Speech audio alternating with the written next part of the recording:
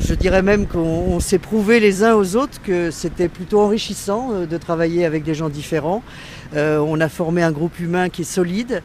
Et donc je crois qu'on va essayer de construire ça. Moi, l'avantage que j'ai peut-être, c'est d'avoir présidé pendant 5 ans une grande association et de savoir qu'à la fois il faut savoir structurer pour qu'on soit efficace et il faut savoir donner quand même une certaine liberté d'expression sans se transformer avec des courants, des choses qui ont démontré parfois leur rigidité, mais garder finalement le projet associatif, le projet qui était très vivant dans En Marche. Emmanuel Macron vous a donné quelques conseils?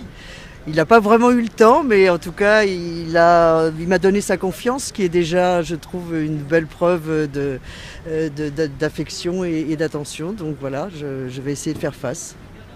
Quelle est la suite de sa journée? Vous savez son programme aujourd'hui? Pas du tout, pas du tout. Mais je pense qu'il travaille beaucoup là, alors qu'il est.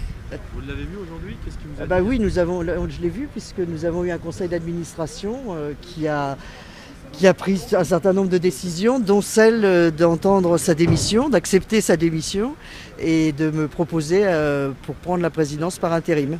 C'est lui qui vous a proposé? Oui, bien sûr. C'est le président sortant qui désigne son successeur en général dans un conseil d'administration. Et le conseil d'administration a approuvé cette décision qui pour moi est très récente. Donc je ne me suis pas absolument préparé à vous tenir des propos très élaborés sur ce qu'on va faire dans les jours prochains. Je précise bien qu'il s'agit d'un intérim, que moi j'ai toujours dit dans différents médias que j'avais rejoint En Marche à la génération que je suis pour vraiment proposer un renouvellement, une transmission et que je me retirerai quand les choses sont en ordre. De marche. Pas du tout.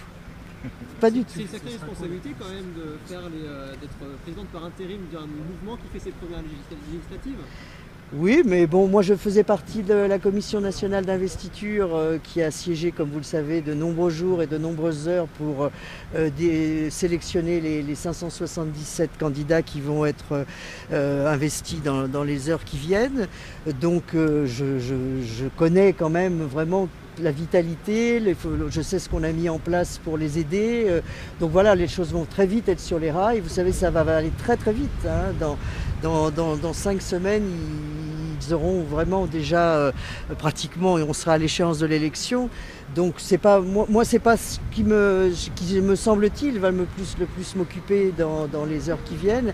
Ce qui va le plus m'occuper, c'est vraiment d'essayer de préparer le congrès fondateur de la République En Marche qui doit prendre le relais de ce mouvement qui s'était d'abord construit autour de l'élaboration du projet présidentiel et puis de l'élection et l'accompagnement de l'élection d'Emmanuel Macron. Donc maintenant, il faut passer à une autre étape.